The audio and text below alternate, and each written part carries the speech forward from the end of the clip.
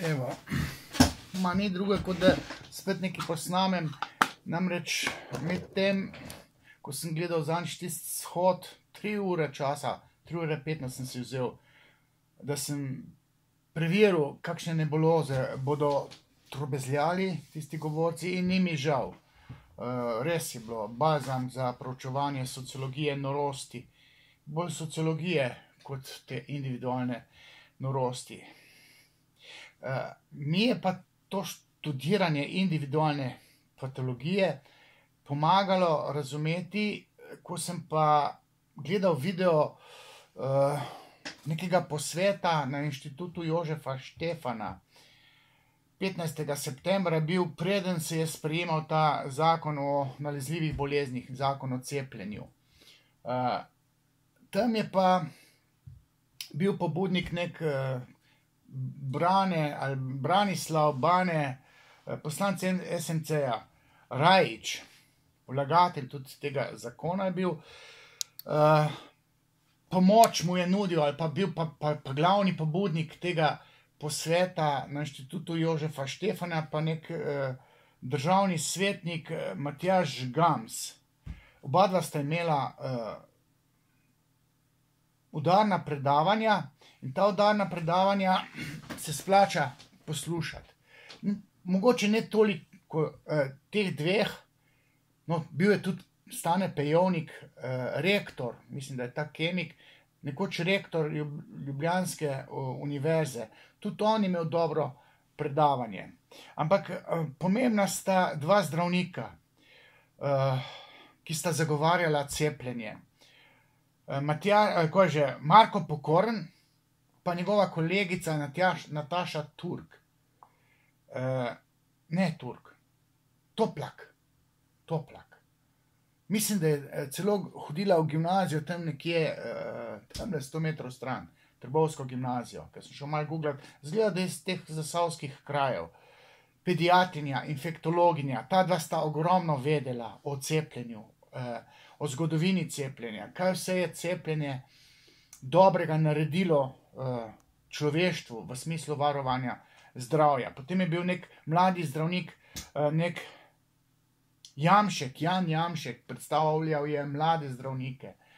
Mislim, to so strokovnjaki, ki jih jaz osebno, ki pojma nimam o cepljenju, o nalezljivih boleznih, o COVID-19, tako rekoč strogo teoretsko, o tej temi nimam pojma. Jaz grem Ihana brat pa poslušati, pa te dotične strokovnjake, tudi Kreka, Beovičevi, tem jaz zaupam. Zato, ker vem, da je nemogoče vedeti vse, pa se imam kar za pametnega človeka. Ampak na tem posvetu se je naredila spet ena kardinalna napaka, ki jo vse vlade. Vlada Marjana Šarca je tudi naredila eno kardinalno napako, pa še prej vlada Mira Cerarja. Bom začel s Cerarjevo vlado, ki je pustila, da se je organiziralo, saj ne more ravno intervenirati, ker to ni bilo sicer organizirano pod vlado, ampak Arso je bil na enem posvetu geoinženiringa, ker so se tematizirali chemtrailsi. Tam je bila ena Tanja Cegnar, je bila izpostavljena, prišla na debato, to je bila debata v organizaciji norcev, tako rekoč pod narekovajih rečeno. Tam je bil en Gregor Škerl. Njegovo patologijo sem tudi preštudiral po dolgem in počez, preden sem šel jaz v Klepet ob kavi gostovati, ker tam Klepet ob kavi v režiji Jasmine Kandorfer, ki je moderirala ta Arso tematiko, Zamisliti, je tam nek portal, ona Jasmina Kandorfer je to moderirala in tam se je izkazala vsa patologija tistih ujetnikov teorije zarote, ki a priorno nasprotujejo chemtrailsom, gensko spremenjeni hrani, tehnologiji 5G. Meni se je ta Tanja toliko smilila, ali pa tam Brane Gregorčič, ki je šel pa Klepet ob kavi z nekim pacientom diskutirati o chemtrailsih. Bolj razlaga, da je to kondenzacija zaradi spremembe temperature v teh vročih izpuhih, bolj se ni mogel načuditi norosti njegovega sogovornika. Jaz sem mu že, ne vem kdaj, par let nazaj sem opisal, da naj dojema oporečnike, te, ki nasprotujejo, ne vem, geoinženiringu, češ, da so chemtrailsi zastrupljanje ljudi. Razložil sem, da gre za norost. Brane Gregorčič. Tanja Cegnar, ta se je skozi jokala na tem posvetu. In potem, 2015 je bilo to, potem pride Marjan Šarec in Rudi Medved, tam z Gabarskega je doma minister za javno upravo je bil. On je nič hudega sluteče organiziral posvet na temo vpeljava 5G tehnologije. Identična paradigma kot to v povezavi z Arsom. To so te pacienti, zarotniki, ujeti v te psihotične občutke, nažigavali Mateja Huša, strokovnjaka, mislim, ta je vse povedal v tehnologiji 5G. Potem se pa najdeta tam en Šajn, ta je, ne vem, včasih misice zbiral, pa en Gregor Kos, politolog. Ta Gregor Kos za zdravo družbo je vložil 5000 podpisov proti cepljenju. Ta cepilski zakon ali pa zakon o nalezljivih boleznih je bil seveda sprejet par dni nazaj. Ampak posvet, ki se je pa dogajal na inštitutu Jožef Stefan, to je pa farsa. In zaradi tega posveta se pač zdaj zopet izpostavljam, ker sem povedal že vsem, da problem in pri chemtrailsih, in pri gensko spremenjeni hrani, in pri peljavi tehnologije 5G, in sedaj pri cepljenju, da gre tako rekoč za paciente, ki nasprotujejo a priori, ker imajo v prvem planu neke svoje občutke, da morajo kontrirati. Te občutki so tako pri njih neznosni, da ne morejo biti tiho. Spet potegnejo neke protiargumente, ki sploh niso protiargumenti, ampak so neko naflancavanje nekih nebuloz, ki sicer imajo rep pa glavo, ampak kaj več pa tudi ne, rep pa glavo, vmes pa nič, praznina, norost. Zato, ker ti ljudje prednjačita pa Srečko Šorli, kronični pacient, tega sem študiral par ur, se obračal na mene, mi pošiljal neke stvari, sem rekel, poslušajte vi ste pacient, vi morate na psihoterapijo, da predrugačite neke psihotične občutke. Zdaj se je toliko skoliral, da tam biaktivno fiziko spet fura, tam, kjer se da fino megla rezati. Potem je bil en glavnih tih udarnih, ko je že tale, Aljoša Rojac, tudi s tem smo imeli hude debate, ker tam nekega Stefana iz Italije klical na pomoč, imel z njim intervju in jaz sem šel pogooglati tega Stefana, tam ga tožijo, po Italije, te uradne, ga toži, ker zavaja ljudi v povezavi s 5G tehnologijo pa cepljenjem. In ta je bil pri tem Aljoši Rojcu glavna referenca. In ta Aljoša Rojac je sklical tiste zdravnike, ki mi jih je potem pa Ihan par dni nazaj dal pa tinte pit, ker so rezali meglo, strokovnjaki, doktori, ampak dentisti za zobe, za traumatologijo, za internisti, ne pa za COVID, ne pa za, ne vem, aktualno COVID krizo, korona krizo. Ta Aljoša Rojac, ta rab tablete, to je izgubljena duša, tega je treba preštudirati. Jaz sem ga študiral, ne bi kar na pamet govoril. On je strokovnjak za, ne za vse, za čisto vse. Lani, 50-letnica pristanka na Luni, seveda je skoval teorijo zarote, znano teorijo zarote, da ljudje niso bili na Luni. In on s svojimi, ne vem, kvazi znanstvenim pristopi dokazuje, da ljudje niso bili na Luni. Da je, ne vem, COVID kriza za lase privlečena, da je cepljenje škodljivo. Vse, kar je možno kontrirati, se najde in Šorli in Rojac kontrirata. In problem te vlade je, da te norce ne zna v red spraviti. Jaz jim serviram, že par let nazaj, ko sem šel v Bosno tega Osmanagiča razkrinkati, češ da so piramide, pa da so, ne vem, zdravilni neki rovi, ki jih je sami skopal. Tam je en hrib tam dol v visokem. Nič od tega ni. Gre za psihotične občutke nekega histrioničnega narcisa, ki ga je treba zdraviti.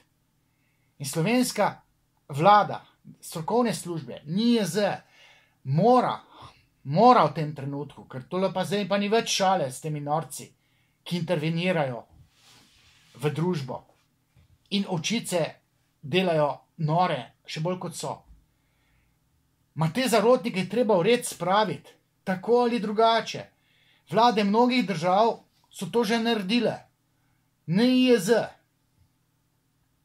mora končno v svoje strokovne vrste poklicati psihiatre. In naj ti psihiatri diagnosticirajo te paciente, ki hodijo po raznih shodih. Včeraj, 3. oktober, je bila spet neka demonstracija tam pred parlamentom, tokrat ni bilo toliko ljudi. Tudi zato, ker sem jaz, recimo, eno Zoranu Stefanoviću, ki je kandidat za župana, sem rekel, pa, a se ti norca delaš? Kje si bil pa ti govornik? Pa tam en Mila Hosta, doktor filozofije športa, pa tam nek Silva Koželj, doktor psihologije. Jaz upam, da te ljudje niso bili več včeraj na tem shodu, ker tam je bilo ne samo dež, občutno manj ljudi je bilo. Ovčice sledijo verskim gurujem. Verski guruji imajo večinoma šizotipske motnje. To je domena psihiatrije, klinične psihologije, psihoterapevtike.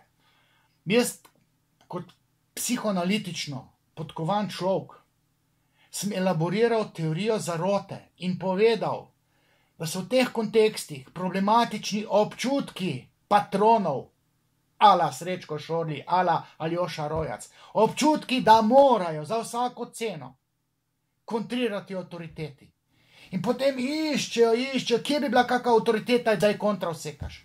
Zato, ker so imeli spodletele fundamente v svojem otroštvu. In zaradi tega imperativa, da more nekomu kontrirati, se loti vlade, NIJZ-ja, raznih uradnih strok znanosti, češ da zavajajo, in kontrirajo tem avtoritetam, ker so jih primarne, osnovne avtoritete, ki jih ima vsak otrok. To so pa starši, ker so jih ti starši zavajali. Ponesrečeno zavajali, ti mali raziskovalci so pa kot otroci kontrirali svojim staršem, tistim, ki so jih zavajali. Saj so tudi mene zavajali starši, tudi jaz recimo rad pogledam, kje se kakšna uradna stroka moti, ampak sem čuječen. Vem, da kjer moram biti tiho, sem tiho. Kljub temu, da ravno psihiatre označujem kot konceptualno zablodele. Psihiater, ki jih v tem trenutku kličem na pomoč in pišem knjigo proti psihiatriji, pa nisem psihiater, Podobna je paradigma kot pri teh, ki se kot svinja buče zaletavajo v tehnologijo 5G, ala Gregor Kos, ki je politolog, Jaz to psihoanalizo žvečim pa 40 let. In zaradi znanj iz psihoanalize, ki jih pa psihiatri nimajo, napadam koncept psihiatrije, ki zna zdravi s tableti. In paradigma je podobna, kot tam neki tehničari se zaletavajo v zdravstveno stroko. Čakajte, malo, zdravstvena stroka pa psihiatrična stroka, to sta dva različna svetova.